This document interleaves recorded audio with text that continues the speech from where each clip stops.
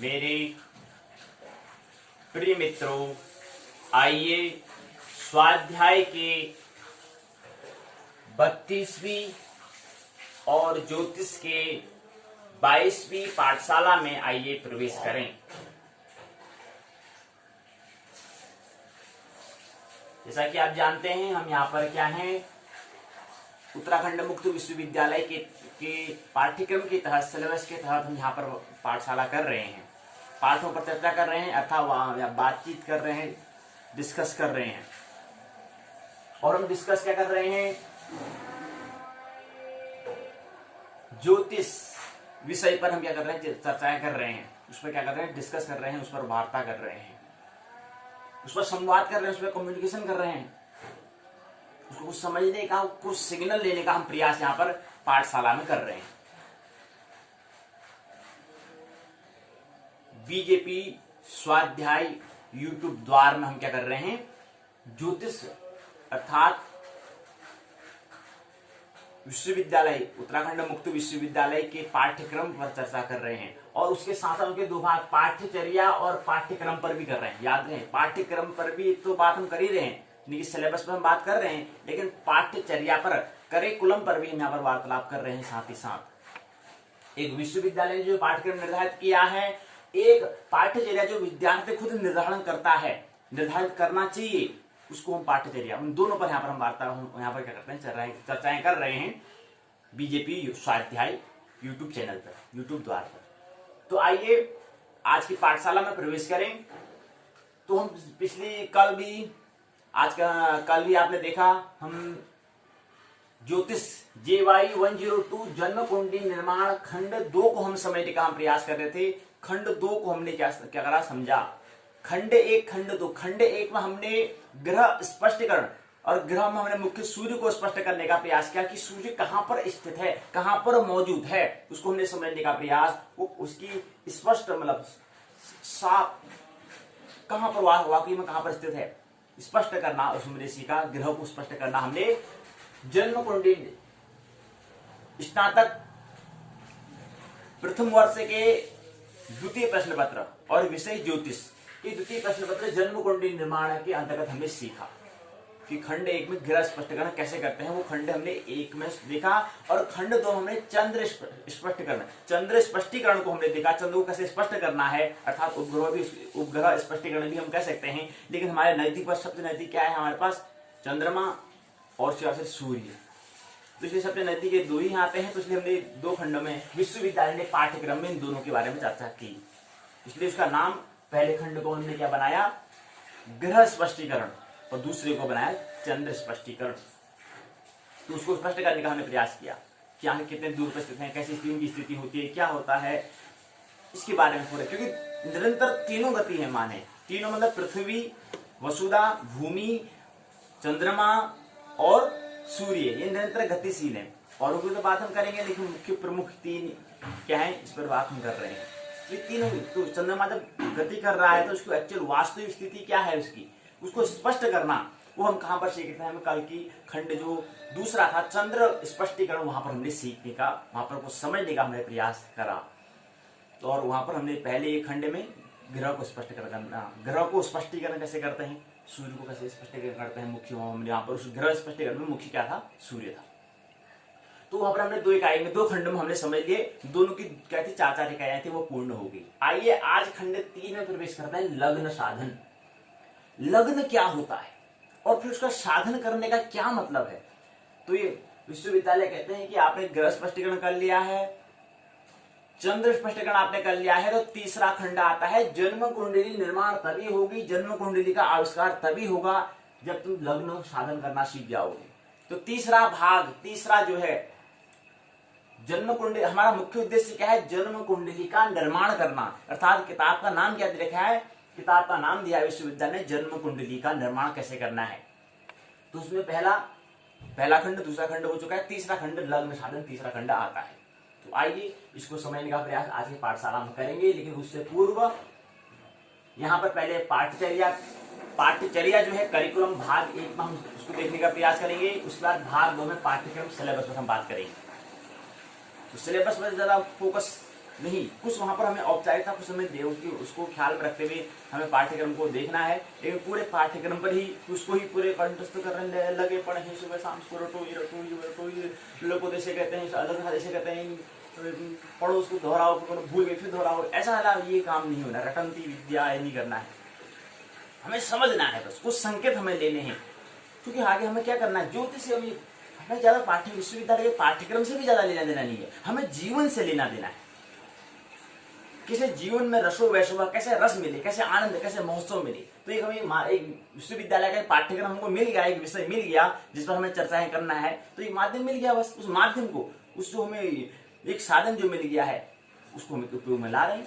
तो ज्यादा विश्वविद्यालय पाठ्यक्रम में या कोई भी विद्यार्थी अगर तैयारी कर रहा है, अगर पाठ्यक्रम पर ही उलझा है तो इसका मतलब जीवन से चूक जाएगा। क्योंकि जीवन का मतलब क्या है, जीवन की मतलब होता है जीवन जीना। और पाठ्यक्रम में किसी से बोलेंगे तो वही भाषा को बोलेंगे, नहीं, जीवन जीना है, कैसे आनंद, कैसे महोत्सवपूर्ण जीवन जीना है। विद्यार्थी 25 साल बाद यूनिवर्सिटी विश्वविद्यालय से पास होकर आते हैं, डिग्री लेकर आते हैं, अगर किसी से बात की जाए तो प्रेम की बात आएगी नहीं, गुस्सा क्रोध आता है। गाली, मतलब गाली क्या शब्द होता है, गाली मुंह से निकलती है, ये क्या चीज है, ये सब रोगी तो है। अगर तुम 25 साल तक विश्वविद्यालय में अगर अध्ययन कर रहे हो, अभी तक आपको क्रोध का रूपांतरण करना आप नहीं सीख पाए, तो आपने क्या सीखा 25 साल, आपने क्या करा। बहुत सारी बातें शिक्षा पर होती हैं, लेकिन कौन उसमें निखार पाता है, कौन विद्यार्थी उसमें निखार पाता है, वो व्यक्ति पर, वो विद्यार्थी पर, वो जो स्टूडेंट है उस पर निर्भर करता है। तो कुछ यहाँ पर संकेत ऐसे हैं। तो आइए पाठ्यचर्या पर बात करते हैं, करिकुलम पर बात करते हैं। तो करिकुलम में यूजीसी क्या है, संक्षिप्त में इसको समझेंगे। पहला प्रश्न पूछा है कि यूजीसी क्या है, दूसरा है पीएचडी, तीसरा है शिक्षा क्या है, चौथा है मनोचिकित्सा क्या है, पांचवा है विकास, छठा शोध क्या है, सातवां एनटीए, आठवां एनटीई, नेट क्या है, एनटी क्या है, इसके बारे में समझेंगे। तो ये प्रश्न हैं और ये हमने पाठ्यचर्या पर रखा है। ये पाठ्यचर्या मतलब विद्यार्थी को हमें तय करना होता है कि हम कैसे इस मंजिल को कैसे मंजिल को हम प्राप्त करें। तो इसलिए इस पर हमें बात करना है। अब कोई करता है कि इस पर ही तैयारी कर रहा है, लगा पड़ा है इसको पाठ, तो उससे कुछ हल होने वाला नहीं है। तो अलग प्लानिंग चलनी चाहिए। तो पाठ्यचर्या का मतलब होता है प्लानिंग करना, कुछ अपने टारगेट बनाना। तो उसको टारगेट के तहत क्या चलेंगे, वहां पर हम उस मुकाम को, जो मंजिल हमें प्राप्त करना है, वो मंजिल हमें प्राप्त करने में आसानी होगी और आसानी से उसको प्राप्त कर सकते हैं। इसलिए हम यहाँ पर जो पाठशाला कर रहे हैं, तो उसने पाठशाला को हमने दो भागों में बांटा है, एक को पाठ्यचर्या में, एक को पाठ्यक्रम में। तो आइए, यूजीसी क्या होता है, पीएचडी क्या होता है, शिक्षा क्या है, मनोचिकित्सा क्या है, विकास क्या है, शोध क्या है, एनटीए क्या है, नेट क्या है, इसको समझते हैं। तो यूजीसी जो है, यूजीसी क्या है, विश्वविद्यालय अनुदान आयोग है। विश्वविद्यालय समझते हैं, विद्यालय होता है, विद्यालय के बाद महाविद्यालय, महाविद्यालय के बाद विश्वविद्यालय होता है। तो मतलब ये क्या है, शिक्षा का एक, जहां पर उच्च शिक्षा, हम उच्च शिक्षा यहाँ पर प्राप्त करते हैं, कहाँ प्राप्त करते हैं, विश्वविद्यालय में प्राप्त करते हैं। तो विश्वविद्यालय की बात हो रही है कि विद्यालय जो निम्न शिक्षा का जो संस्थान जो है, निम्न संस्थान की बात हम नहीं कर रहे हैं, हम उच्च संस्थान की यहाँ पर बात कर रहे हैं। तो यहाँ पर विश्वविद्यालय, यूजीसी भी जो है विश्वविद्यालय पर ही विशेष ध्यान देता है, तो इसलिए इसका नाम विश्वविद्यालय अनुदान आयोग रखा है। यहाँ पर इसका नाम महाविद्यालय अनुदान आयोग नहीं रखा, या इसका नाम विद्यालय अनुदान आयोग नहीं रखा। इसका उद्देश्य यहाँ पर विश्वविद्यालय अनुदान आयोग लिखा है। और अनुदान का मतलब क्या होता है, अनुदान का मतलब होता है दान। आपने एक शब्द नाम सुना होगा, दान करो कहते हैं, पुण्य मिलेगा, स्वर्ग मिलेगा। तो दान का मतलब यहाँ पर होता है, यहाँ पर अनुदान है। तो थोड़ा सा उसको हटके, मतलब यहाँ पर क्या होता है कि कोई व्यक्ति क्या करेगा, जब अध्ययन करता है, तो अध्ययन करने के समय क्या होता है, क्योंकि पैसे की जरूरत होती है। समझ लो कि एक विद्यार्थी है, वो उसको आगे शिक्षा के क्षेत्र में क्या करना है, कुछ अपना भविष्य बना, उसको करियर बनाना है, उसको अपने शिक्षा के क्षेत्र में कर्तव्य निभाने हैं। अर्थात उसको सांख्य योग के बारे में क्या करना है, उसका करियर उसको बनाना है, उसको अपने, उसने कर्तव्य, उसकी जिम्मेवारी वो है, उसका कर्तव्य दायित्व उसने क्या करना है, उसने अपना जॉब जो करनी है क्या करनी है, शिक्षा में करनी है।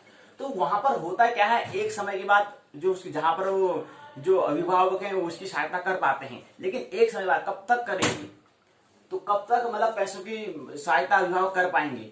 तो वहां पर अभिभावक को ज्यादा बोझ न बने, इसलिए विश्वविद्यालय क्या करता है, अनुदान करता है। मतलब विद्यार्थी जो है, जो विद्यार्थी शिक्षा के क्षेत्र में क्रांति लाने वाले हैं, उन विद्यार्थियों के लिए विश्वविद्यालय मतलब होता है कि हमारा पूरा जो विश्वविद्यालय मतलब क्या है, एक संस्थान है, एक संस्था है, एक संगठन है, उसके सहयोग से। तो हमने कहा कि क्या है,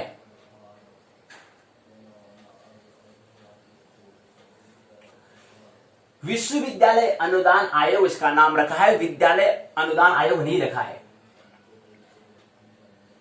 तो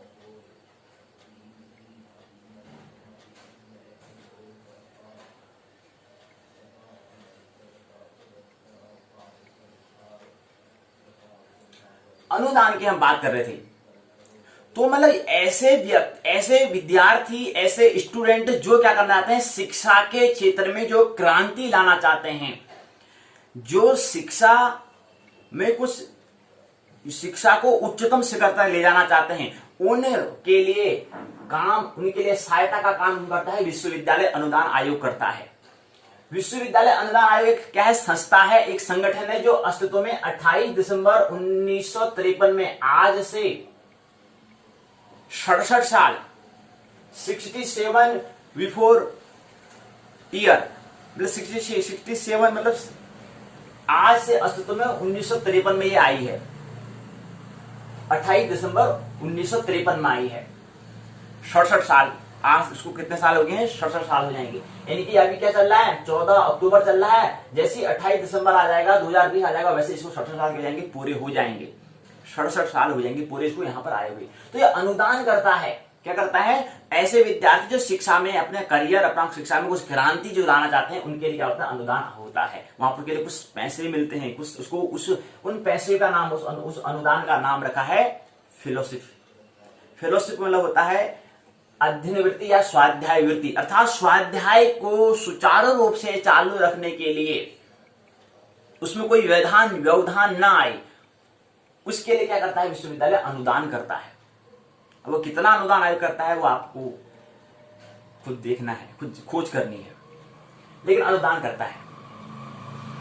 आगे जिसको मतलब स्वाध्याय को जारी रखने के लिए क्या करता है, अनुदान करता है, तो इसलिए इसका नाम विश्वविद्यालय अनुदान आयोग रखा है। तो विश्वविद्यालय अनुदान आयोग तथा यूजीसी इसको इंग्लिश में कहते हैं, इसको कहते हैं यूनिवर्सिटी ग्रांट्स कमीशन बोलते हैं इसको, यूनिवर्सिटी ग्रांट कमीशन इसको बोलते हैं। कमीशन मतलब होता है संस्था, मतलब आयोग।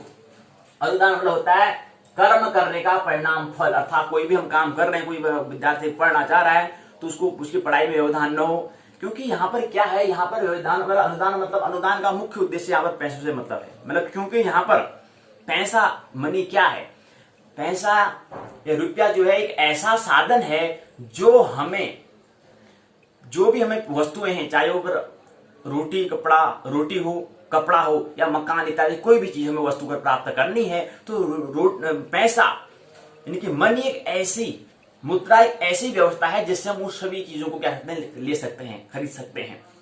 अगर हमारे पास रुपया नहीं है तो उन चीजों को हम नहीं खरीद सकते हैं। तो रुपये से क्या है, हम बहुत कुछ को, अगर हमारे पास 100 रुपए हैं तो 100 रुपए में हम एक रुपए वाले की हम 100 वस्तुएं खरीद सकते हैं। तो ये क्या है, पैसा। तो ऐसे ही पैसे का एक माध्यम है, एक साधन है जिससे क्या कर सकते हैं, अपनी जरूरतों को पूरी कर सकते हैं। तो ऐसे अनुदान आयोग विद्यार्थी पढ़ता है तो कभी इसको पेन की आवश्यकता होती है तो कहां से लाएगा, उसके लिए तो पैसे की आवश्यकता है, पेन लाना है, पेन लाने के लिए उसके पास पैसा होना चाहिए। तो पैसा एक ऐसा माध्यम है, इसको भी समझे। मुद्रा की मनी क्या है, मनी की व्यवस्था, पहले ऐसी व्यवस्था नहीं थी, ये अभी बाद की व्यवस्था है ऐसी, पहले ऐसी व्यवस्था नहीं थी। पहले की व्यवस्था क्या थी, लोग पहले जिनके पास चीजें होती थी अदला बदली करेंगे, तो ऐसे कब तक करेंगे। लेकिन फिर क्या हुआ, मनी का भी क्या हुआ, आविष्कार हुआ, मनी भी अस्तित्व में आई, पैसे की एक मुद्रा की भी क्या हुआ, आविष्कार हुआ है। ऐसे कोई भी चीज नहीं आ जाती है। तो यहां पर क्या है, अनुदान मतलब होता है, अनुदान मतलब होता है सौंप देना, अनु मतलब होता है परिश्रम को। जो व्यक्ति परिश्रम कर रहा है उसके बदले में विश्वविद्यालय या कोई संस्था या कोई व्यक्ति जो है उसको क्या करता है, पैसा देता है। ये अनुदान आयोग का ऐसा प्रयास है। ऐसे ही हम इसको घर में भी हम कर सकते हैं। कोई घर में कोई विद्यार्थी है जो शिक्षा के क्षेत्र में अच्छा कर रहा है और हमको लग रहा है कि यार हाँ वो अच्छा कर रहा है, तो उसको भी हम भी उसकी सहायता के लिए हम उसको भी पैसा दे सकते हैं। क्यों? क्योंकि ब्राह्मण का मतलब क्या होता है, मतलब कहने का मतलब है जो ब्राह्मण मतलब जो ब्रह्मांड को जाने, अर्थात जिसका काम है जानना, जिसका काम है पढ़ो और पढ़ाओ, जिसका काम है। अब जो पढ़ो पढ़ाओ कहेगा वो शारीरिक क्रियाओं करने में थोड़ा उसको समय नहीं मिल पाएगा, क्योंकि उसका पूरा काम ही क्या है, पढ़ो और पढ़ाओ, विचार करो, चिंतन करो, खोज करो। तो इसलिए तो आपने यहाँ पर हम पिछली बात पाठशाला में वर्ण और आसन के बारे में बात की थी, ब्राह्मण क्षत्रिय वैश्य शूद्र, वो इसी की बात हो रही है। तो कोई व्यक्ति अगर किसी उसका जो ब्राह्मण का उसका प्रतिशत क्या है, उसने आजीविका जो कर्तव्य दायित्व निभाना है वो ब्राह्मण को निभाना है। मतलब ब्राह्मण को मतलब उसने चिंतन मनन करना है, क्या क्या नया हो सकता है, क्या क्या क्रांति आ सकती है, इसके बारे में जैसे करना है। तो वो सारी क्रिया मतलब जो क्षत्रिय है, जो वैश्य शूद्र है, उसको पूर्ण नहीं कर पाएगा। हालांकि अगर कोई व्यक्ति ब्राह्मण क्षेत्र में अगर करियर बनाना चाहता है तो उसको कम से कम 79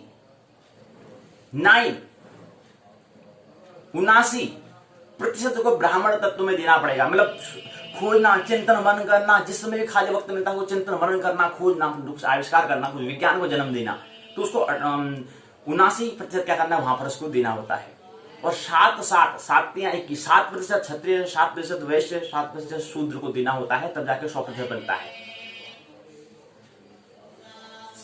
तो यहाँ पे क्या हो गया, 100% का क्या हो जाता है, योगदान होता है। तो हालांकि सभी का प्रतिशत हो सकता है, किसी का कम ज्यादा हो, लेकिन अगर किसी को अगर विज्ञान का इसका आविष्कार करना है तो उसका प्रतिशत ऐसा हो सकता है, ऊंचा नीचा भी हो सकता है। वो अपने आप जिसको जैसी सुविधा है वो अपने हिसाब से उसको व्यवस्थित कर ले। कोई जरूरी नहीं कि 78 79 हो सकता है किसी का 70 हो सकता है किसी का 60 हो। वो खुद विद्यार्थी अपना खोज करें, अपनी खुद योग्यता को देखें। तो यहाँ पर तो विश्वविद्यालय अनुदान आयोग में यहाँ पर बात करें कि जो ब्राह्मण अर्थात जो किसी को शिक्षा के क्षेत्र में कार्य करना है, जिसको शोध करना है, जिसको विज्ञान, जिसको आविष्कार करना है, वहां पर उसके लिए क्या करना पड़ता है, अनुदान देता है विश्वविद्यालय। तो ऐसा कोई विश्वविद्यालय ही देता है, ऐसा नहीं कोई अगर कोई रिलेशन परिवार में कोई अगर है तो वो भी उसको दे सकता है, सहायता कर सकता है, उसको पैसे की आवश्यकता नहीं। क्यों, जो आप वे व्यक्ति जो परिवार में रहते हैं वो व्यक्ति उसको समझ पाते हैं नहीं समझ पाते हैं वो अलग बात है। अगर समझ पाते तो उसको देंगे, नहीं समझेंगे तो हाँ छोड़ो यार क्या करना है। तो मतलब विश्वविद्यालय अनुदान मतलब एक ऐसे अस्तित्व में आया है कि ताकि क्या हो, विश्वविद्यालय में जो विद्यार्थी जो क्या है शोध करना चाहता हो, जो आगे क्या हो शिक्षा में वो क्रांति लाना चाहता हो, उसके लिए क्या करें, अनुदान करें, ताकि वो स्वाध्याय, इसलिए इसका अनुदान का मतलब ही होता है स्वाध्याय वृत्ति, मतलब शायद फिलोसफी मिल जाती है उसको, तो उससे अपनी पढ़ाई को क्या करता है, सुचारू रूप से जारी रहती है। तो ये सस्ता है। तो विश्वविद्यालय का है, शिक्षालय है। अनुदान का मतलब अन्न से बनता है। अन्न मतलब क्या है, वही होता है। अब भाई भूख तो उसको भी लगेगी ना भाई, सोचना चिंतन करना है, तो सभी चीज पूरी व्यवस्था अनुदान में आ जाता है। आपने एक नाम सुना होगा वेतन, और नाम सुना होगा तनख्वाह। कहीं पर काम करते हैं तो वहां पर हमें वेतन मिलता है, अर्थात पैसा मिलता है। वेतन, उस पैसे का नाम वेतन दिया है। वेतन मतलब होता है वेधन, तन मतलब होता है वे मतलब वहन करना, चलाना, और तन मतलब होता है शरीर। शरीर का जो वहन करने योग्य जो रुपया है उसको हम वेतन कहते हैं। तनख्वाह भी इसका मतलब तन यहाँ पर भी दिया है, तन मन धन सब है तेरा, स्वामी सब कुछ है तेरा, तेरा तुझको अर्पण क्या लागे मेरा। यहाँ पर तन जो है, तन में होता है शरीर, तन को भी जो सौंप देना है। तो इसलिए तनख्वाह जो हम कहते हैं वो तन मतलब हमारे शरीर ने जो काम किया है, शरीर के भरण पोषण के लिए हमें जो पैसे होते हैं उस पैसे का नाम है तनख्वाह, उस पैसों का नाम है वेतन। तो शरीर भरण योग्य रुपया उसको हम वेतन कहते हैं या तनख्वाह कहते हैं। तो पहली बात यूजीसी की हमने बात करी। अगला आता है पीएचडी। पीएचडी होता है डॉक्टर ऑफ फिलोसफी होता है, दर्शन मनोचिकित्सक उसको हम कह सकते हैं। मनोचिकित्सा क्या होता है, मन का उपचार करना होता है, मन की चिकित्सा करनी होती है। और मन का उपचार करने का एक ही माध्यम है, वो है शिक्षा, वो है एजुकेशन, वो है शिक्षा में क्रांति। कैसे शिक्षा में क्रांति आई, उसी से क्या होती है, मनोचिकित्सा हो सकती है।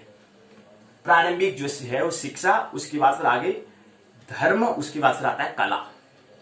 तो ये चीज है, शिक्षा, विज्ञान, फिर अध्यात्म, ये इस तरह से हुआ था। लेकिन प्राथमिक चरण जो वैज्ञानिक तल पर जो है वो क्या है, विज्ञान के तल पर अगर कहीं बात तो वहां पर शिक्षा है। तो शिक्षा जिसकी अगर अच्छी है तो फिर आगे उसका धर्म, उसकी कला वो अपना आप निकल जाएगी। जिसकी शिक्षा अच्छी व्यवस्था नहीं है तो फिर वो कला उसके अंदर धर्म, फिर उसकी हम ज्यादा आसानी कर सकते हैं कि वो सही होगी। तो इसलिए शिक्षा को क्या करना है, शिक्षा में क्रांति लानी है। वो इसके लिए जिम्मेदारी अध्यापक की विशेष जिम्मेदारी है कि वो इसी शिक्षा में क्रांति लाए। शिक्षक मतलब जो जिसे क्या करना है, जिसका काम ही क्या है, ब्राह्मण तत्व है। मतलब उसके क्या है, खोजना है, पढ़ना है, पढ़ाना है, चिंतन करना है, मनन करना है, बस यहाँ पर सत्य की खोज करना है। वो ब्राह्मण तत्व, वो शिक्षक की बड़ी जिम्मेवारी होती है। तो आइए, शिक्षा क्या है? मन की चिकित्सा के माध्यम का एक नाम दिया है। मन की चिकित्सा, मन की थेरेपी का एक माध्यम का जो है, इस माध्यम का नाम है शिक्षा। उसका अगर नाम दे तो उसका नाम बनता है एजुकेशन, उसका नाम जो दे तो वह बनता है शिक्षा। उसके बाद है विकास, डेवलपमेंट हम कहते हैं। प्रकृति क्या है? प्रगतिशील है। प्रकृति जो है प्रगतिशील है, वो गतिशील हमेशा रहती है। तो प्रकृति गतिशील है, प्रगति के परिवर्तनशीलता के आयाम का नाम क्या है? विकास है, डेवलपमेंट है। परिवर्तन करना, क्षण क्षण में अपने आप को परिवर्तन करना, पूरे जो भी मतलब पानी की तरह बहाव क्या है? जीवन है। इसलिए विकास का यहाँ पर, इसलिए विकास की हम बात करते हैं, डेवलपमेंट की बात करते हैं, क्योंकि प्रगति क्या है? प्रगति में प्रगतिशील है, गतिशील है, गति कर रही है निरंतर। तो इसलिए क्या करना है? अपने आप को क्षण क्षण में परिवर्तन करना है, अपने मन में परिवर्तन करना है, अपने आचरण में परिवर्तन करना है, अपने अंतस में हमें क्या करना है? सभी हमें आचरण और अंतस दोनों में क्या करना है? परिवर्तन करना है, क्षण क्षण में परिवर्तन करना है। उसको पकड़ नहीं लेना है, उसको कंठस्थ में नहीं कर लेना है।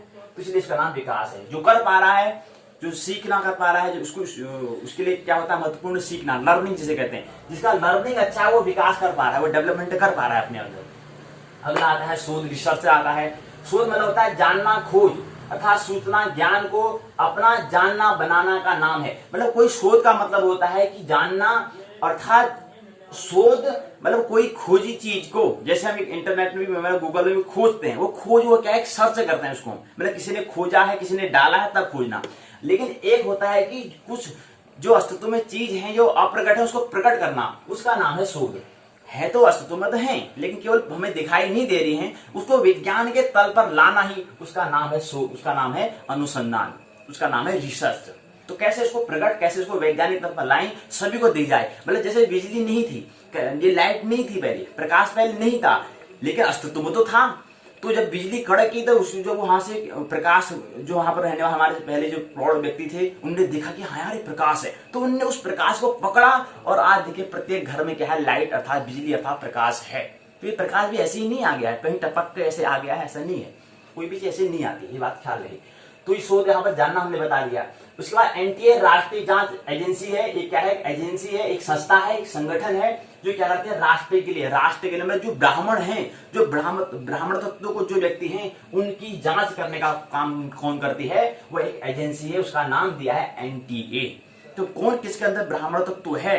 जो मतलब ब्रह्मांड को जो जानने वाला है, जो ब्रह्म प्लस अंड अर्थात ब्रह्म मतलब होता है मूल और अंड मतलब होता है प्रकृति को जो जानने वाला, ऐसे व्यक्ति की खोज, ऐसे व्यक्ति की जांच, ऐसे व्यक्ति की परख कौन करता है? एनटीए करता है। और उसके बाद है नेट। नेट क्या है? नेट है राष्ट्रीय योग्य परीक्षा है, नेशनल एलिजिबिलिटी टेस्ट होता है। नेशनल मतलब होता है राष्ट्रीय, एलिजिबिलिटी मतलब होता है योग्य, योग्यता, टी मतलब होता है टेस्ट मतलब जांच। कैसा टेस्ट हो रहा है? कैसा ना मैंने ये खाया था, टेस्ट पूछते, मतलब कोई खाना खाते हैं, क्या स्वाद आ रहा है? टेस्ट मतलब होता है स्वाद। तो ऐसे ही क्या है? राष्ट्रीय योग्य को स्वाद वहां पर हमें लेना है कि कोई व्यक्ति के अंदर जांचना है, हाँ इसकी बुद्धि मतलब ये ब्राह्मण तत्व है या नहीं, या क्षत्रिय तत्व की खोज, मतलब मुख्य होता है इसका ब्राह्मण तत्व को बाहर निकालना। तो इसलिए क्या है? राष्ट्रीय योग्य एक जांच, एक परीक्षा होती है, उसका नाम दिया है एनटीए, नेशनल एलिजिबिलिटी टेस्ट उसका नाम दिया है। तो इसके अंतर्गत जेआरएफ आता है, जूनियर रिसर्च फेलोशिप आता है। हमने कहा ना, ये फेलोशिप जो है ये क्या देता है? विश्वविद्यालय अनुदान आयोग देता है। और ऐसा ही नहीं, विद्यालय के तहत भी वहां पर भी हमें यहाँ पर हमें स्वाध्याय वृत्ति या अध्ययन वृत्ति मिलती है, लेकिन विद्यालय के तल पर हमें क्या मिलती है? छात्रवृत्ति मिलती है। तो छात्र मतलब स्कॉलरशिप, और यहाँ पर इसका नाम बन जाता है फेलोशिप बन जाता है। तो थोड़ा सा अंतर है, थोड़ा सा बेहतर, लेकिन है अनुदान ही। वो यहाँ पर विश्वविद्यालय क्या करता है? विश्वविद्यालय फेलोशिप देता है, अर्थात क्या देता है? स्वाध्याय वृत्ति देता है, अर्थात अध्ययन वृत्ति देता है। ये सही ध्यान दें। तो उसके बाद यहाँ पर हम बात कर रहे थे कि राष्ट्रीय योग्य जांच परीक्षा हमें क्या करना है? 1 जनवरी 2024 ये हमारा जो महत्वपूर्ण वर्ष है, इस महत्वपूर्ण वर्ष में हमें इस पर कुछ बात करनी है, इस पर हमें पाठशालाएं करनी है, इसलिए हम अभी से क्या कर रहे हैं। और हो सकता है कि कल से हम पाठ्यचर्या पर क्या करें? नेट अर्थात नेशनल एलिजिबिलिटी टेस्ट के पाठ्यक्रम पर भी हम चर्चा करना शुरू कर दें। वो हालांकि वो पाठ्यचर्या पर आएगा, लेकिन इसको उसका जो पाठ्यक्रम है वो पाठ्यचर्या पर आएगा, करिकुलम पर आएगा। तो उसको भी यहाँ पर पाठ्यचर्या, यहाँ पाठशाला जो होगी उसका 2 भाग, पाठ्यचर्या और पाठ्यक्रम।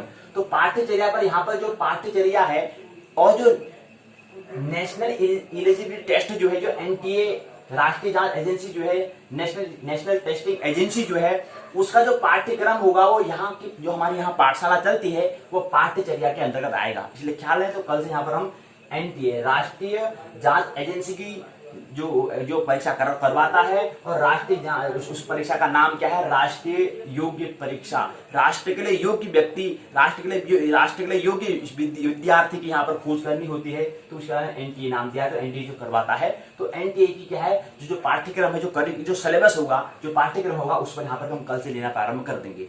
2024 ज्यादा दूर नहीं है, यहीं पर नजदीकी है, तो इसलिए प्रारंभ यहाँ पर दूसरी तरह से मतलब भाग 1 पर हम पाठ्यचर्या पर, करिकुलम पर बात करेंगे, और पाठ्यक्रम पर क्या है, सिलेबस पर हम बात तो कर ही रहे हैं, ये करते रहेंगे। ये दोनों चीजें आप साथ साथ चलेंगी, याद रहे। तो 1 जनवरी 2024 नजदीक ही है, ज्यादा दूर नहीं है, इस स्मरण रहना चाहिए। और दूसरी बात है, यहाँ पर बात कर रहे हैं कि वर्तमान में जो नौकरी चल रही है वो चलेगी 1 मार्च 2023 तक। 1 मार्च 2023 पर तो दूसरी कुछ और देखेंगे, लेकिन यहाँ पर इससे पहले जो है, जो वर्तमान में जो हम नौकरी जो चल रही है वो कब तक चलेगी, इसका भी हम आपको बता देते हैं कि 28 फरवरी 2023 लास्ट, 28 फरवरी 2023 क्या होगा, अंतिम दिन होगा।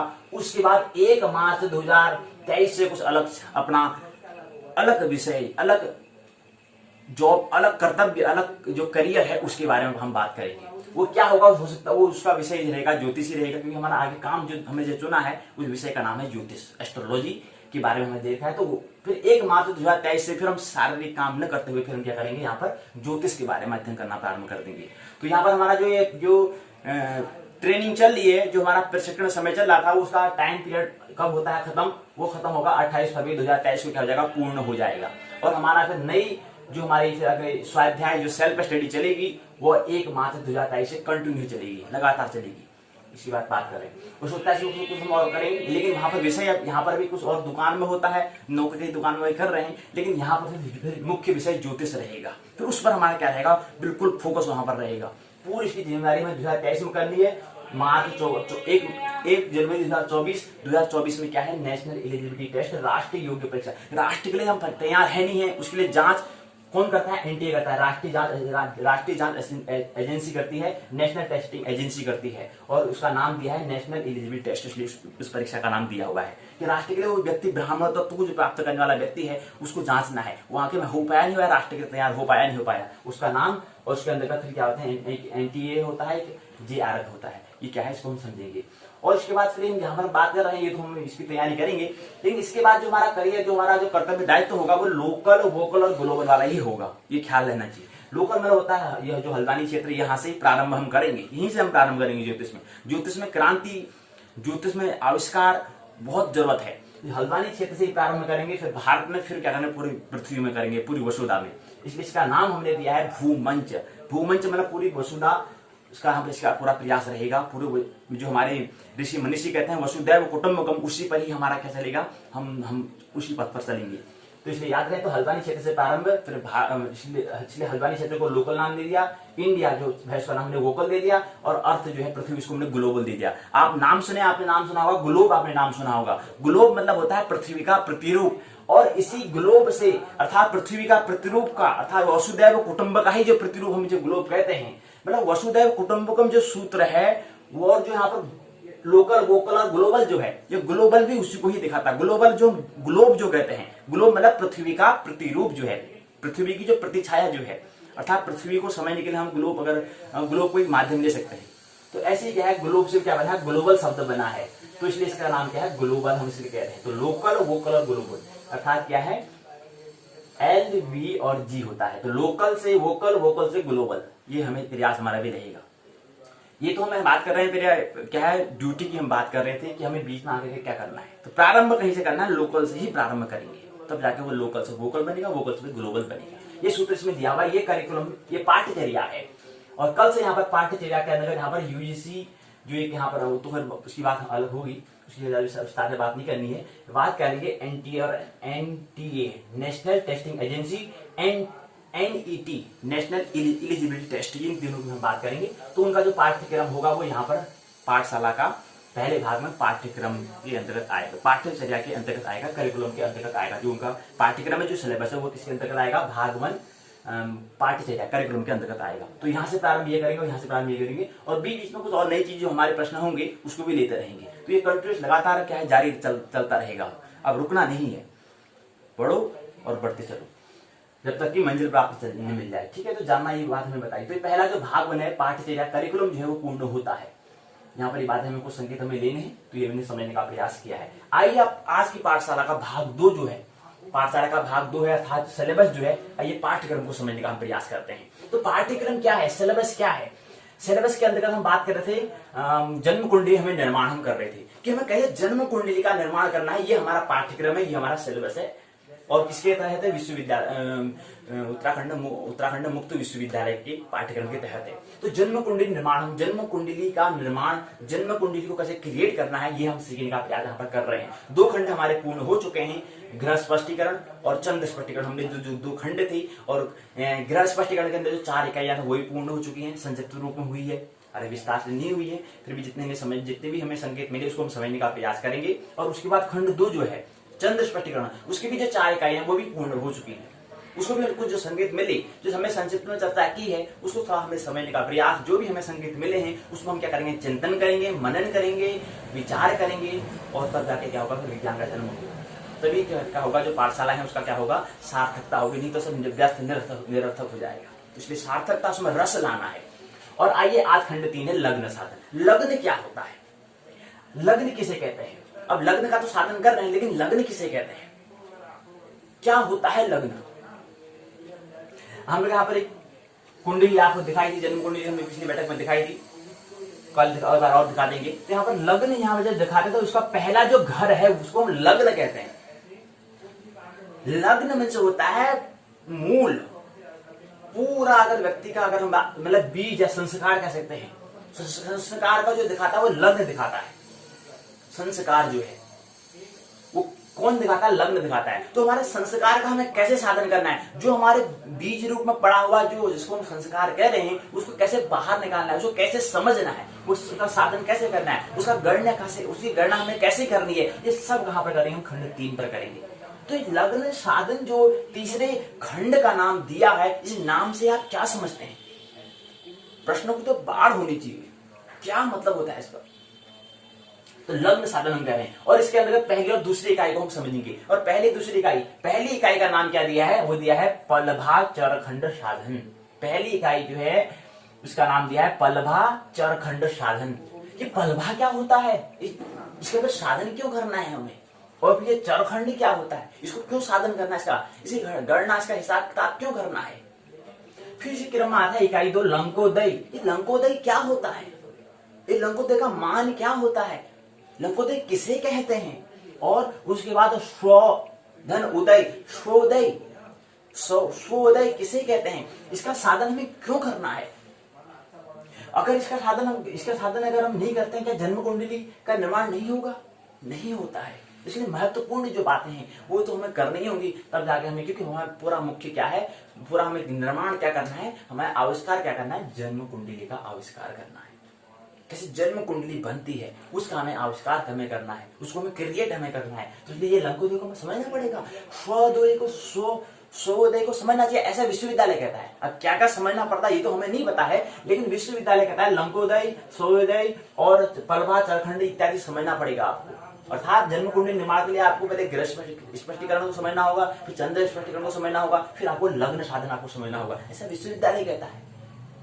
तो ये बात समझिए। तो विश्वविद्यालय जो कह रहा है उसको हमें पथ चिन्हों पर चलना होगा, क्योंकि पहला उसी के सहारे, उसी के जो संकेत जो मिल रहे हैं उसी से हम आगे बढ़ेंगे, क्योंकि वो उस मार्ग पर चल रहा है और थोड़ा बहुत उसको अनुभव है, तो इसलिए वहां से हमें चलना पड़ेगा।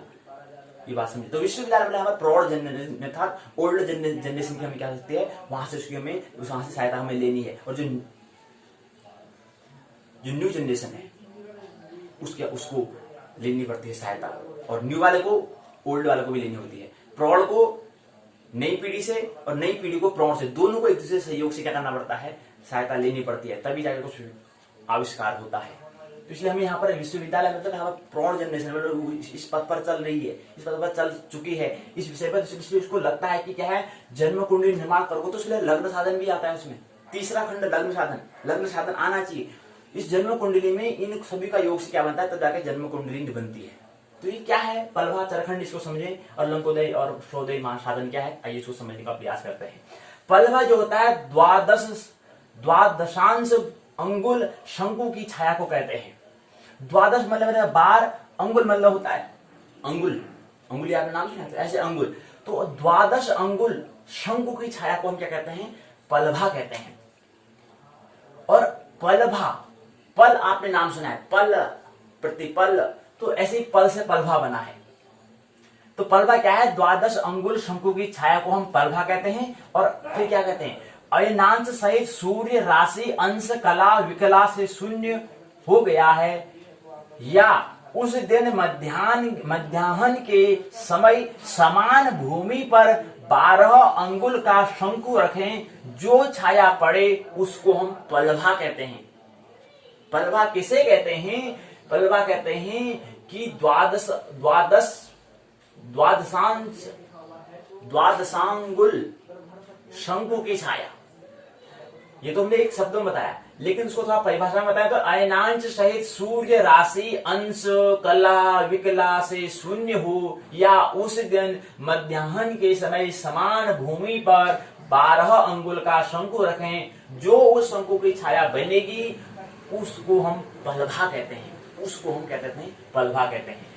संपाद बिंदु के मध्याह्न काल में 12 अंगुल की शंकु की छाया का जो नाप हो, जो मापदंड जो हमने मापा है, उस माप को हम पलभा कहते हैं। जो माप आई उस माप का नाम है पलभा। संपाद बिंदु के मध्याह्न काल में 12 अंगुल की शंकु की छाया का जो क्या बनता है? नाप हम जो देते हैं, वो छाया जो बनी उसका जो हम नापते हैं, उस नाप का नाम है पलभा। और फिर आता है पलभा द्वारा लग्न साधनार्थ चरण खंड बनाए जाते हैं। अब हम कह रहे हैं कि ये पलभा क्यों जानना जरूरी है, तो बता रहे हैं कि पलभा द्वारा क्या होता है? लग्न का साधना होता है, लग्न का साधन होता है। इसलिए इसका नाम, इसलिए विश्वविद्यालय ने इस खंड का नाम क्या दे दिया है? तीसरे खंड का नाम लग्न साधन दे दिया है। तो पलभा ज्ञात हो तो उससे स्थानीय अक्षरांश भी ज्ञात हो जाता है। ये भी क्या होता है? स्थानीय जो अक्षांश है वो भी क्या हो जाता है? ज्ञात हो जाता है। तो पलभा द्वारा लग्न साधनार्थ चरण खंड बनाए जाते हैं। ये चरण खंड इसलिए अगला इस इकाई का अगला नाम दिया है, इकाई का नाम चरण खंड दिया है साथ में। तो यहाँ पर पहले पलभा का साधन कर रहे हैं, फिर चरण खंड का साधन कर रहे हैं। तो ये बता रहे हैं कि पलभा द्वारा, जो पलभा है उसके द्वारा लग्न साधनार्थ द्वारा चरण खंड बनाए जाते हैं। मतलब लग्न साधनार्थ के लिए क्या था? पलभा, और पलभा किसके द्वारा था? चरण खंड के द्वारा बनता है। और पलभा के लिए हमें क्या होता है? चरण खंड को समझना होता है। तो पलभा द्वारा लग्न साधन, मुख्य विषय क्या है? लग्न को साधन करना है, क्योंकि ये भी इकाई तीसरा खंड जो है लग्न साधन हमें करना है। और लग्न साधन किसके लिए करना है? जन्म कुंडली का निर्माण हमें करना है। तो यहाँ पर है पलभा द्वारा लग्न साधनार्थ चरण खंड बनाए जाते हैं। पलभा का मान, पलभा का नाम नाम उसका नाम दे रखा है, उसका दूसरा नाम होता है अक्षभा या विषुवदभा, इसका नाम दूसरा नाम भी कह सकते हैं। तो पलभा ज्ञात हो तो उससे हम स्थानीय अक्षांश भी ज्ञात हमें हो जाता है। भुज क्या होता है? ग्रह का राशि आदि मान 3 राशि से कम हो तो वही भुज कहलाता है। कहते ना भुज मतलब भुजा, त्रिभुजों की भुजा, तीनों भुजाओं का अंतस्कोण, आपने नाम सुना भुजा, भुजा मतलब भुज, इसी बात यहाँ पर कर रहे हैं। और खाने वाला भुज भी होता है, भुज वो नहीं है, भुज बताया मतलब भुजा। ठीक है। ग्रह का राशि मान 3 राशि से कम हो तो वही भुज होता है। पद 3 राशि का एक पद होता है। कोटि 12 राशियों में घटाने से जो शेष आता है उसका नाम है कोटि। चरखंड होता है द्विरात्र वृत्त में उन्मंडल और क्षितिज वृत्त का जो अंतर है, उस अंतर को हम कहते हैं चरणखंड का, चरखंड कहते हैं। क्या कहते हैं? चरखंड। खंड मतलब इसका एक चर का क्या है? खंड है, एक हिस्सा है। तो ये क्या है? पलभा चरणखंड साधन का एक इकाई का संक्षिप्त ये क्या है? परिचय है। इसके बाद इकाई 2 है लंकोदय का मान और स्वोदय का मान। लंकोदय मतलब होता है लंका के उदयकालीन मान को क्या कहते हैं? लंकोदय कहते हैं। लंकाधन उदय मतलब यहाँ पर लंका आ प्लस उ मिलकर क्या बन गया? ओ बन गया है, तो इसलिए इसका नाम लंकोदय। इसलिए महाधन उदय बन गया महोदय, महोदय जी कहते हैं। तो महोदय ऐसे यहाँ पर लंकाधन उदय से यहाँ पर क्या बना है? संधि बनी है। तो यहाँ पर संधि हो रही है। कौन सी संधि हो रही है? इसको जब हम संस्कृत की जो पाठशाला होगी वहां पर समझेंगे। पाठशाला आने वाली है संस्कृत की, तो वहां पर हम समझेंगे कि कौन सी संधि है। ये लंकाधन उदय से लंकोदय कैसे बन जा रहा है, समझने का प्रयास यहाँ पर करेंगे। आने वाली पाठशाला संस्कृत की पाठशाला में समझेंगे। स्वोदय मतलब होता है शोधन उदय बन जाता है स्वोदय। और उसका स्व मतलब होता है देश, या उसको भारत ले सकते हैं, या अन्य देश अमेरिका इत्यादि ले सकते हैं। तो मान वाला होता है संख्या या गणित की हम यहाँ पर बात कर रहे हैं। साधन मतलब हिसाब किताब तथा गणना भी क्या है, सब गणित की बात है। देश मतलब जहां पर जो व्यक्ति रहता है कि उदयकालीन मान को हम क्या कहते हैं, उस उदयकालीन को हम सूर्योदय कहते हैं। अर्थात स्थानीय जब जहां पर जिस स्थान पर सूर्योदय हो रहा है उसको हम क्या बोलेंगे, सूर्योदय बोलेंगे।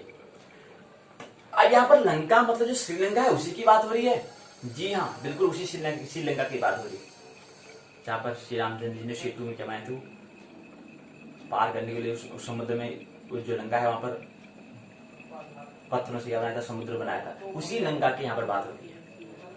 लेकिन ख्याल रहे यहाँ पर एक बात महत्वपूर्ण समझने वाली सूत्र है, एक समझने वाली बात है, इसको ख्याल में रखना है कि यहाँ पर क्या हो रहा है कि इसको हम लंकोदय क्यों कह रहे हैं। मतलब लंका का जो उदयमान जो जब यहाँ पर श्रीलंका है, जहाँ पर लंका है, वहां पर जिसमें सूर्य का उदय होता है उसको हम लंकोदय कहते हैं। उस समय का जो मान होता है, उस समय का जो इसमें जो टाइम जो होता है, उस समय जो समय होगा, उस समय का जो मान होगा, उसमें जितना बज रहा होगा उसको हम लंकोदय कहेंगे। और जो जिस स्थान पर हमारा स्वदेशी मान, प्रत्येक स्थान पर उस स्थान का जो उदय काल अर्थात सूर्य का उगना अर्थात सूर्य उगने का जो समय है उसको हम स्वोदय कहते हैं। और लंकोदय भूमध्य रेखा पर जो राशियां मतलब तारों का ढेर अर्थात नक्षत्रों का समूह, नक्षत्रों के समूह के अंदर क्या आते हैं, तारे आते हैं। तो राशि मतलब नक्षत्रों का समूह होता है और नक्षत्र के अंदर क्या आते हैं, तारे आते हैं। ये हमें स्मरण रहना चाहिए। तो भूमध्य रेखा पर जो राशियों का उदय काल होता है उसे हम लंकोदय कहते हैं। तो पहले जो भूमि की जो क्या है, जो स्थल भूमि जो है, भूमि में क्या है, पानी है, स्थल भी है और क्या है, जल भी है। जो ये स्थल है जहां पर मतलब जहां पर हम रह रहे हैं, जहां पर क्या हम रह रहे हैं, इनकी जो पट्टियां हैं, ये पट्टियां भी घूमती रहती हैं, बदलती रहती हैं। लेकिन जब हमारे मनुष्य ने जब जिसमें ज्योतिष का हम बात कर रहे थे, उस समय जो लंका थी वो क्या थी, ठीक भूमध्य रेखा के ठीक मध्यवर्ती, मतलब जहां से लंका की जब जहां पर बात कर रहे हैं वहां पर क्या था, लंका अभी कितने हैं, वर्तमान में लंका 7 अक्षांश उत्तर पर चली गई है। मैंने जो भूमि की जो परतें, जो स्थल भूमि है, ये क्या है, घूमती रहती है। पृथ्वी सुकुड़ती रहती है, ये सब बात ख्याल है। पृथ्वी सुकुड़ती, घूमती, बजती रहती है, आवाज भी करती है, जैसे घड़ी की आवाज करती है ऐसे आवाज करती है। हमें पता नहीं, हम बहुत छोटे हैं पृथ्वी के समान, हमें कुछ पता नहीं चलता है। लेकिन क्या है, पृथ्वी क्या है, कभी ऐसी बन जाती है, कभी आकार का परिवर्तन होता रहता है। उसके अंदर जो क्या है, जो उसका ठोस आकार जो है, उसमें उसका जो जहाँ पर स्थल हम कह सकते हैं, जहाँ पर हम रह रहे हैं, जहाँ पर हमारा घर इत्यादि बनाते हैं, जहाँ पर हम रहते हैं, इस पर भी क्या होता है, ये भी परिवर्तन बदलते रहते हैं। तो जिस समय जब यहाँ पर ज्योतिष की बात कर रही थी, उस समय क्या था, वो जो लंका था वो क्या, भूमध्य, जहाँ पर पृथ्वी पे ठीक हम आधे भाग करते हैं। भूमध्य मतलब भूमि को जो ठीक 2 भागों में बांटे, उसको हम भूमध्य कहते हैं। तो भूमध्य क्या था, वहां पर पहले लंका था, श्रीलंका था। लेकिन अब कहां चले गया है, उसके 7 अंश ऊपर को चले गया है, 7 अक्षांश ऊपर को चले गया है, उत्तर को चले गया है। वो पढ़ते बदलती रहती ना, जैसे सीखे तो क्या हो रहा है, कुछ भी पता नहीं चल रहा है, सब हो जा रहा है। तो पहले की लंका में 0 अर्थात जब भूमध्य रेखा जहां पर 0 अंश जहां पर होता है वहां पर थी, लेकिन अब 7 अंश ऊपर को चली गई है। तो ये बात देखें। तो हमने बताया कि लंका का उदयमान श्रीलंका में कब सूर्योदय हुआ, उसका हिसाब हम बात करते हैं, उसको लंकोदय कहते हैं, इसको स्वोदय कहते हैं। लंका का इसलिए जिक्र करा, तो लंका क्या है, ठीक उसमें मध्य भूमि की मध्य में बात आ रही थी। तो यहाँ पर लंका मतलब ये श्रीलंका उस देश की हम बात कर रहे हैं, ऐसा नहीं, हम तो पूरी वसुधा की बात कर रहे हैं, पूरी पृथ्वी की बात कर रहे हैं। इसलिए कोई विशेष लंका की श्रीलंका अलग बात आएगा। कोई कहेगा श्रीलंका की बात करो तो अमेरिका की बात करो ना, हमारा देश की भी तो बात करो। हम तो पूरी पृथ्वी की बात कर रहे हैं, पूरी वसुधा की बात कर रहे हैं, ये बात ख्याल है। तो ये अपनी बात जो पाठ्यक्रम जो था, सिलेबस जो था, तो कुछ संक्षिप्त में कुछ संकेत हमने यहाँ पर लिए हैं, सिग्नल हमने कुछ लिए हैं, कुछ इशारे हम यहाँ से लिए हैं, जिसको हम चिंतन करेंगे, मनन करेंगे, तो उसका परिणाम होगा विज्ञान का आविष्कार। तो आइए विश्वविद्यालय का जो पाठ्यक्रम है उसको समझने का प्रयास करते हैं। उसके तहत ही हमें क्या करना है, आगे हमें पढ़ना है। तो आइए विश्वविद्यालय का पहले हम ये लेंगे, पहले हम क्या लेंगे, पहले हम विश्वविद्यालय जो है कल की जो इकाई एक रह गई थी उस पहले उसको लेंगे। उसके बाद फिर आज की जो खंड तीसरा लग्न साधन है, खंड तीसरा लग्न साधन, उसको समझेंगे। पहले एक इकाई कल की जो रह गई थी उसको पहले समझते हैं। आइए, कल की इकाई थी, चौथी जो इकाई थी वो थी चंद्र स्पष्ट विधि और चंद्र गति साधन। गत नक्षत्र आद्रा का मान कितना, 54 घटी 30 पल है। पुनर्वसु का मान क्या है, 52 घटी 40 पल है। तो इष्टकाल क्या है, 32 घटी 25 पल है, तो स्पष्ट चंद्र साधन कीजिए। ये क्या है, बड़ा प्रश्न है 20 अंक का। फिर एक बड़ा प्रश्न और पूछा है, स्पष्ट चंद्र साधन की विधि लिखकर शोधान व्याख्या कीजिए। ये भी बड़ा प्रश्न पूछा है, ये चीज है। तो क्या है, घटी पल विपल होता है, तो 52 घटी है, 40 पल है। अगर क्या है, पुनर्वसु का मान है। अगर आर्द्रा नक्षत्र का मान क्या है, 54 घटी 30 पल है। और इष्टकाल क्या जो मान है, 32 घटी 25 पल है। तो हमें क्या करना है, चंद्र स्पष्ट साधन करना है, क्योंकि हम कल के खंड में बात करते थे चंद्र को स्पष्टीकरण हम समझ रहे, चंद्र स्पष्टीकरण जो खंड था उसको समझ रहे थे। तो कल जो इकाई है उसको समझ रहे हैं। तो आइए इसकी जो रूपरेखा है समझें। प्रस्तावना है, इकाई चंद्र स्पष्ट, इकाई चौथी है चंद्र स्पष्ट विधि एवं चंद्र गति साधन। इकाई की रूपरेखा है, प्रस्तावना, उद्देश्य, चंद्र स्पष्ट विधि परिचय, चंद्र स्पष्टीकरण का प्रयोजन, चंद्र स्पष्ट का गणितीय सूत्र साधन, चंद्र गति साधन, चंद्र स्पष्ट में विशेष सारांश, परिवेश शब्दावली, अभ्यास प्रश्न के उत्तर, संदर्भ ग्रंथ सूची, पाठ्य सामग्री और निबंधात्मक प्रश्न। प्रस्तावना बताते हैं कि क्या है, ग्रह स्पष्टीकरण के अंतर्गत तो हमने पहले इकाई में समझा। और भौ कक्षा मतलब भूमि की कक्षा, ठीक है। ग्रह स्पष्टीकरण हमने पहले खंड में समझा, दूसरे में चंद्र स्पष्टीकरण हम समझ रहे हैं। उसकी क्या है, चौथी इकाई है, बता रहे हैं। चौथी इकाई ये बता रहा है कि चंद्रमा के स्पष्टीकरण संबंधी जो प्रक्रिया होती है उसको हम चंद्र स्पष्टीकरण कहते हैं। और जो ग्रहों भौकक्षा मतलब होता है जो हम जहाँ पर नक्षत्रों की हम जो बात कर रहे हैं, नक्षत्र का जो चक्र है, जो हम काल्पनिक जो हमने चक्र माना का है, भूमि जब घूमती है, मतलब पृथ्वी जब घूमती है, तो इसलिए भौ से भौ कक्षा बनाया इसका। तो भूमि के जो ऊपर हमने जो काल्पनिक जो हमें कक्षा मान रखा है, जो हमने वर्तुल मान रखा है, जो चक्र ले रखा है, उसका नाम है भौकक्षा या भौचक्र उसको कहते हैं, या भौकक्षा भी उसी की कक्षा की, उसका जो एक चक्र बनना है, उस वर्तुल का नाम कक्षा दिया है, उसी को हमने क्या कहा, भौचक्र लिखा है। मतलब भूमि पृथ्वी घूमने के कारण क्या है, उसका एक ऊपर उसके जो ऊपर तो क्या होता है, मतलब अंतरिक्ष में जो चक्र जो बनता है, काल्पनिक जो चक्र हमने लिया है, उसका नाम है भौकक्षा। जहाँ पर नक्षत्र हम कहते हैं, नक्षत्र 27 नक्षत्र की हमने बात की थी, उनके अंदर 108 चरणों की हमने उनके चरणों की हमने बात की थी, वो उसी की भौकक्षा था, उसी की कक्षा की हम बात कर रहे हैं और उसी चक्र की हम वहां पर बात कर रहे हैं। तो भौकक्षा में ग्रहों के स्पष्टीकरण की प्रक्रिया को ग्रह स्पष्टीकरण हम कहते हैं, हमने समझ लिया है। इसके बाद उद्देश्य यहाँ पर दिया हुआ है। इसके बाद चंद्र स्पष्टीकरण विधि का यहाँ पर बताने का प्रयास यहाँ पर किया है। आकाश में सबसे ऊपर नक्षत्र चक्र या राशि चक्र, उससे नीचे क्रमशः शनि, गुरु, मंगल, शुक्र, सूर्य, शुक्र, बुध, चंद्र आदि की क्या है, कक्षा हैं। ये बात ख्याल रहे। पृथ्वी से देखने पर ग्रहों की विभिन्न राशियों में आकाशीय स्थिति ही क्या है, ग्रह स्पष्टीकरण कहलाते हैं। ये बात इसमें की है। इसका प्रयोजन क्या है, कुंडली के निर्माण में है। पंचांग का हम अगर निर्माण करना है, अभी तुम जन्म कुंडली का निर्माण कर रहे हैं, तो पहले पंचांग वहां पर पंचांग से परिचय हुए थे। फिर कभी आने वाले आगे पाठशाला में पंचांग का कैसे निर्माण होता है, कैसे क्रिएट करते हैं, ये समझेंगे। वो सब आगे आने बैठक आने वाले पाठशाला में होंगी। ग्रहों के स्पष्टीकरण में यहाँ पर काम आता है। होरा शास्त्र में इसका काम आता है। सिद्धांत में प्रयोजनार्थ वहां पर इसका क्या आता है, काम आता है। तो साधन यहाँ पर बताया वो इसमें दिया हुआ है कि चंद्र स्पष्ट का गणितीय सूत्र से कैसे गणना करते हैं, उसका सूत्र दे रखा है, उसके हिसाब से कैसे भी गणना करनी, कैसे उसके साधन करना है, इसके बारे में बताया हुआ है। ये इसको पूरा गणित के माध्यम से समझाने का प्रयास यहाँ पर किया गया है। उसके बाद प्रश्न पूछा है कि ग्रह स्पष्टीकरण से क्या समझते हैं आप, चंद्र स्पष्टीकरण से क्या मतलब है, किसका स्पष्टीकरण होता है। फिर पूछा है षष्ठी का मतलब होता है, एक नक्षत्र षाठी घटी में चलता है। खतर्क शब्द का मतलब होता है चंद्र स्पष्टीकरण के लिए आवश्यक तत्व कौन सा है। फिर चंद्र गति साधन करना है, चंद्रमा जो गति कर रही है उसका हिसाब किताब, उसकी गणना, उसके साधन हमें करना है। तो सब इसमें आता है चंद्र गति साधन, इसका नाम दिया हुआ है। चंद्र स्पष्ट में विशेष क्या है, यहाँ पर बताने का प्रयास किया है। फिर सारांश यहाँ पर बात बताई हुई है, अभ्यास प्रश्नों को यहाँ पर उत्तर दिए हुए हैं, परिभाषित शब्दावली दिया है। पलात्मक अभयात, भयात के मान में 60 से गुणा करने पर प्राप्त फल को हम पलात्मक, पलधन आत्मक तथा पलात्मक भयात हम कहते हैं। पलात्मक भवोग क्या होता है, हमने भयात भवोग हमने पढ़ा था, उसी से क्या बना है पलात्मक, पलधन आत्मक, पलात्मक भयात, उसी से पलात्मक भवोग। तो पलात्मक भवोग मतलब क्या होता है, भवोग को अगर हम 60 से गुणा करते हैं तो पलात्मक क्या होता है, भवोग आता है। ग्रह स्पष्टीकरण ग्रहाणाम स्पष्टीकरणम ग्रह स्पष्टीकरणम कहलाता है। ग्रहाणाम गति ग्रह गति कहलाता है। ठीक है, ये बात यहाँ पर दिए, प्रश्न के उत्तर दिए यहाँ पर दिए हुए हैं। उसकी बाद सूची, ग्रंथ सूची दी है कौन कौन सी किताब से, और जहाँ से आप विस्तार से समझ सकते हैं, इसलिए यहाँ पर ग्रंथ सूची दी है। पाठ्य सामग्री दी रखा है, कौन कौन से पाठ्य के बारे में आपको पढ़ना है। और यहाँ पर निम्नलिखित प्रश्न पूछा है। चंद्र स्पष्टकरण के गणितीय सूत्र को लिखते हुए उनका साधन करें, चंद्र गति को शोधान स्पष्ट कीजिए। ये बात यहाँ पर दी हुई है। तो आइए खंड 3 आज की पाठशाला में आइए प्रवेश करें। ये जो कल की बात जो इकाई थी उसको समझाना अनिवार्य था, तो इसलिए आज की बैठक में पहले इसको समझाया। आइए आज की जो खंड तीसरा है लग्न साधन जिसे बात कर रहे हैं उसको समझिए। तो खंड 3 लग्न साधन यहाँ पर दिया हुआ है। इसके अंदर पहली इकाई है पलभा और चरखंड का साधन। प्रश्न में पूछा है पलभा का मान 10 अंगुल, चरखंड साधन कीजिए। अगर पलभा का मान 10 अंगुल दिया है तो चरखंड का साधन करना है, अभी उसका हिसाब से गणना करनी है, उसको सिद्ध करना है, उसको बताओ उसका मान क्या होगा। दूसरा प्रश्न छोटा वाला पूछा, ये भी लघु है। लघु पूछा है पलभा अक्षांश रेखांश का परिचय दीजिए। पलभा अक्षांश रेखांश का परिचय दीजिए।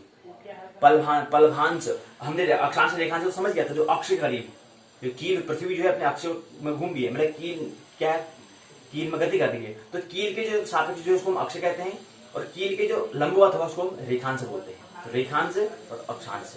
और यहाँ पर पलभा पूछा है।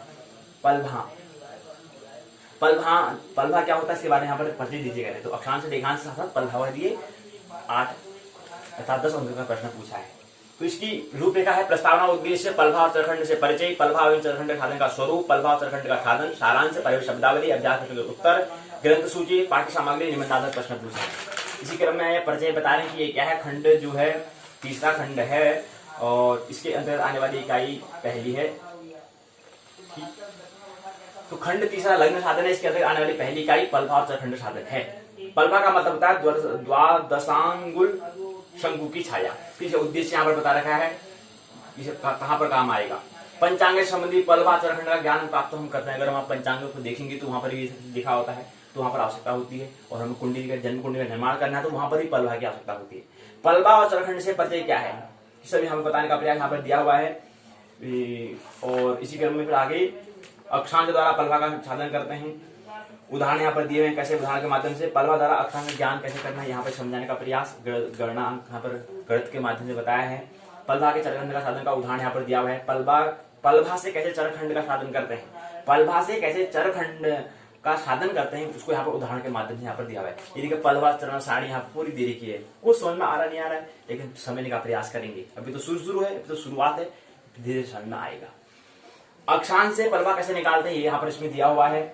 पलभा और चरखंड साधन की रीति क्या होती है इसके बारे में यहाँ पर दिया हुआ है। चर संस्कार, भू संस्कार और अयनांश से क्या होता है यहाँ पर देने का समझाने का प्रयास यहाँ पर किया हुआ है। इसके बाद दिनमान, रात्रिमान और अक्षांश लाने की रीति क्या है यहाँ पर दिया हुआ है। रात्रिमान क्या होता है हमने बता रखा है, और मतलब जब सूर्य उदय हो जाता है, जब सूर्य 6:25 में सूर्य उदय हुआ और अस्त कब हुआ, 5:56 में अगर अस्त हुआ तो ये जो समय है इस समय को हम दिनमान कहेंगे। और जैसे ही अस्त होता है, अस्त 56 जैसे ही 5:57 से होगा तो वहां से क्या होगा, रात प्रारंभ हो जाएगा। तो वहां से अगले सुबह 6:24 तक जो समय है इसको हम रात्रिमान कहते हैं। तो ये दिनमान है रात्रिमान, या 12 घंटे होगा, थोड़ा कम ज्यादा भी हो सकता है, ये हम गणना करेंगे तभी बता सकते हैं। तो उसको रात्रिमान दिनमान इसको ही कहते हैं, ये समझ लेना। और उसका भुजकोटि मंद ये इसमें यहाँ बताने का प्रयास यहाँ पर किया है। इसी क्रम में फिर यहाँ पर सारांश वाली बात बताई है। उसका फिर यहाँ पर कुछ प्रश्न बताए हैं, उनके यहाँ पर उत्तर यहाँ पर दिए हुए हैं।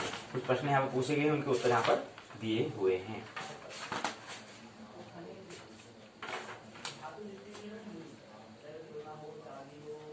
प्रश्न है पलभा का ज्ञान किस समय में किया जाता है। सायन सूर्य का क्या अर्थ होता है, सूर्य ठीक संपात बिंदु पर कब होता है, चरखंड का ज्ञान किस आधार पर किया जाता है, एक त्रिज्या का मान कितना होता है, शब्दावली। पलभा मतलब होता है द्वादशांगुल शंकु की छाया, चरखंड ध्युरात्र वृत्त में उन्मंडल और क्षितिज वृत्त का अंतर को हम क्या कहते हैं, चरखंड कहते हैं। ग्रह स्पष्टीकरण हमने बता दिया, ग्रह गति आदि, ग्रहों की गति से इत्यादि जो संबंधी होता है उसको हम क्या कहते हैं, ग्रह गति हम इसको कहते हैं। संदर्भ ग्रंथ सूची यहाँ पर दिया हुआ है। पाठ्य सामग्री यहाँ पर दी हुई है, सहयोगी और उपयोगी जो है पाठ्य सामग्री इसको दिया है, यहाँ पर देने का प्रयास यहाँ पर किया है। पाठ्य सामग्री का यहाँ पर नाम दिया हुआ है। इसके बाद सचित्र ज्योतिष शिक्षा के बारे में वहां देखेंगे तो वहां पर हम इसको भी इस पाठ को हम पढ़ सकते हैं। इस पाठ को और भी हमें अच्छा करना है, उसको हम यहाँ पर पाठ्य सामग्री जो दी हुई है, ये ज्योतिष रहस्य नाम की ये पाठ्य पुस्तक है, वहां से इसको पढ़ सकते हैं। तो निबंधात्मक प्रश्न, पलभा को परिभाषित करते हुए उसका स्पष्ट रूप से साधन करें। चरखंड से आप क्या समझते हैं उसका साधन कीजिए, यहाँ पर दिया हुआ है। इसी क्रम में दूसरी जो इकाई है वह है लंकोदय मान और शोधय साधन करें। मान होता है संख्या, इसकी रूपरेखा क्या है, इकाई दूसरी, इसकी रूपरेखा है प्रस्तावना, उद्देश्य, लंकोदय और शोधय मान, परिचय, लंकोदय और शोधय साधन, सारांश, परिचय शब्दावली, उद्यान प्रश्न के उत्तर, संदर्भ ग्रंथ सूची, पाठ्य सामग्री, निबंधात्मक प्रश्न यहाँ पर दिया हुआ है। प्रस्तावना यहाँ पर बता रहे हैं कि क्या है, तृतीय खंड की द्वितीय इकाई है लंकोदय और उसका नाम दिया, इकाई का नाम क्या है, लंकोदय और शोधय मान और साधन। लंका के उदयकालीन मान को लंकोदय, अपने देश का संस्कृत मान शोधय मान कहलाता है। उदय संस्कृत मान जो है शोधय कहलाता है। लंकोदय और शोधय का परिचय यहाँ पर करने का प्रयास यहाँ पर किया है। परिचय यहाँ पर दिया है, उसे कैसे इंट्रोडक्शन होना है उसका परिचय यहाँ पर दिया हुआ है। फिर इसी क्रम में स्वदेशीय लाने का उदाहरण कैसे लाते हैं, उदय काल में अंतर और शोधय क्या है इसको समझते हैं। स्थानीय उदय काल वही, इसमें पलभा से शोधय कैसे निकालते हैं यहाँ पर बताने का प्रयास यहाँ पर किया है। प्रश्न में पूछे हैं कि लंकोदय से आप क्या समझते हैं, चरखंड साधन कैसे किया जाता है, शोधय क्या है, क्या चरखंड से स्वोदय साधन किया जाता है। लंका का उदयमान, काशी की पलभा कितनी है। लंकोदय मतलब लंका का उदयमान, पलभा मतलब द्वादशांगुल शंकु की छाया, चरखंड द्विराज वृत्त में उन्मंडल और क्षितिज का अंतर होता है। स्वदेशी उदय का मान को क्या कहते हैं, शोधय, स्वदन उदय उसको कहते हैं शोधय कहते हैं, शोधय कहते हैं। ठीक है, यहाँ उत्तर के दिए हुए प्रश्न के ग्रंथ सूची यहाँ पर दी है, पाठ्य सामग्री यहाँ पर दी है, निबंधात्मक प्रश्न पूछा है, बड़ा प्रश्न पूछा है। लंकोदय को परिभाषित करते हुए उसका स्पष्ट रूप से साधन करें। शोधय से आप क्या समझते हैं उसका साधन कीजिए, ये यहाँ पर क्या है ये समझाने का प्रयास किया है। यहीं पर क्या होती है, दूसरी इकाई पूर्ण होती है। तो ये बातें हैं, इसको हमें ख्याल रखने हैं, ध्यान में रखना है, होशपूर्वक जीवन क्या करना है, जीवन को जीना है। जीवन को जीने की कला जिसको आ गई, देखो फिर क्या प्राप्त करना है, कुछ प्राप्त नहीं करना, फिर तो उसको अभिनय करना, केवल ड्रामा करना, केवल एक नाटक करना है। जीवन एक नाटक है, ये समझना, ये वास्तविकता है। अब एक जीवन एक नाटक है, जीवन एक नाटक हम उसको बना पा रहे हैं नहीं बना पा रहे हैं, ये व्यक्ति पर निर्भर करेगा, उसकी शिक्षा पर, उसके जो उसकी मेहनत है, उसके कर्म पर निर्भर करेगा। कोई जीवन को नाटक, जीवन तो एक नाटक है, कोई ऐसा विशेष उद्देश्य, विशेष कुछ प्रयोजन, कुछ विशेष प्राप्त करना, कुछ हासिल करना, ऐसा कुछ नहीं है। ब्रह्म में कुछ हासिल नहीं होता है। हाँ, प्रकृति में थोड़ा हमें कुछ काम करना होता है, जो प्रकृति कर रही होती है। उस प्रकृति के करने के भ्रम से हम कहते हैं कि ब्रह्म को भी हमें कुछ करना होता है, या हमें कुछ प्राप्त करना होता है, कुछ हमारा लक्ष्य होता है। जीवन का कोई ऐसा विशेष लक्ष्य नहीं है। जीवन क्या है, ब्रह्मांड, ब्रह्म प्लस अंड था, दोनों का योग है, ये ख्याल रहे। और बीच में माया भी आती है, उस माया से हमें बाहर निकलना होता है। मैं मोर तोड़ते माया, उससे बाहर निकलना है। तो ये बात हमने बताई, कुछ बातों को हमें स्मरण रखना है, ख्याल रही। और कल की बैठक में हम बता रहे हैं कि करिकुलम जो है, पाठ्यचर्या, इसके अंतर्गत यहाँ पर हम NTA नेशनल टेस्टिंग एजेंसी और नेशनल एलिजिबिलिटी टेस्ट जो है इसको लेने का प्रयास करेंगे। पाठ्यचर्या पर कभी कभी इसमें कुछ और जो अन्य आएंगे, जो प्रश्न होंगे उसको भी लेंगे, लेकिन ज्यादातर यहाँ पर जो हमारी पाठ्यचर्या रहेगी वो किस पर रहेगी, NTA राष्ट्रीय जांच एजेंसी, नेट राष्ट्रीय योग्य परीक्षा।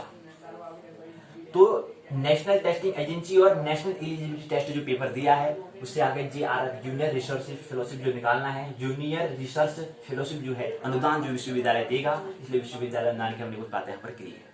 बाकी हमने बात की थी कि जॉब वाले हमने बात की थी, उसका जो ट्रेनिंग है, वर्तमान में जो ट्रेनिंग चल रही है, जो नौकरी चल रही है, उस ट्रेनिंग का अंतिम समय क्या है, उसका समय जो है, समय पीरियड जो लास्ट ट्रेनिंग जो जब खत्म होगी, अंतिम दिन होगा 28 फरवरी 2023। ये क्या रहेगा, अंतिम दिन रहेगा। उसके बाद फिर हमें क्या करना है, 1 मार्च 2023 से हमें अपना ज्योतिष से संबंधित कुछ बात हमें करनी है, उसका कुछ हमें अध्ययन करना होगा। तो उस पर हमें विशेष हमारा फोकस वहां पर रहेगा, उसमें कुछ क्रांति करनी है, ज्योतिष में कुछ क्रांति करनी है, ख्याल रहे। तो इसलिए ट्रेनिंग पूर्ण हो जाएगी 28 फरवरी 2023 को, ठीक है। और ये रहा NTA UGC, ये पुस्तक है। इस पाठ्य पुस्तक से हम कुछ यहाँ पर नेशनल टेस्टिंग एजेंसी जो है वो जो उसने एक परीक्षा कराएगी, एक इम्तिहान लेगी, उस इम्तिहान का नाम दिया है national eligibility test. National eligibility मतलब राष्ट्र के लिए योग्य व्यक्ति को चुनना होता है, ऐसा एनटीए प्रयास करती है। तो वो इस पुस्तकों को संकेत हमें मिलेंगे, उसको समझने का प्रयास करना है। एक राष्ट्र के लिए भी तैयार होना है, अर्थात क्या है, वोकल के लिए भी तैयार होना है, और उसके बाद ग्लोबल के लिए भी तैयार होना है, और उसके बाद फिर क्या है, लोकल से प्रारंभ करना है, फिर वोकल से ग्लोबल में पहुंचना है। तो ये बहुत सारी बातें की, कुछ संकेत लेंगे, उसको हम स्मरण करेंगे, चिंतन करेंगे, मनन करेंगे। विज्ञान का जन्म होगा, धर्म का जन्म होगा, काव्य का जन्म होगा, कला का जन्म होगा, अध्यात्म का जन्म होगा, आनंद महोत्सव पूर्व अर्थात इन सभी का युग क्या है, व्यक्तित्व का जन्म होगा। व्यक्तित्व का कैसे निर्माण करना है, जन्म कुंडली निर्माण अर्थात ज्योतिष जो कह रहा है वो यही कह रहा है कि कैसे व्यक्तित्व का निर्माण हमें करना है, पर्सनालिटी कैसे बनेगी, पर्सनालिटी कैसे डेवलप का हमें करना है, वो यहाँ पर हम समझने का, उसके लिए कुछ संकेत हमें मिले, उसको हम ग्रहण करेंगे, उसको हम धारण करने का प्रयास करेंगे। मानने की कोई भी आवश्यकता नहीं है, जानना है, जानना पर्याप्त है, दर्शन पर्याप्त है, देखना पर्याप्त है। मेरी बातों को इतने प्रेम पूर्वक शांति पूर्वक सुना, बहुत बहुत अनुग्रहित हूँ। अंत में सबके भीतर बैठे हुए परमात्मा को प्रणाम करता हूँ, मेरा प्रणाम स्वीकार करें।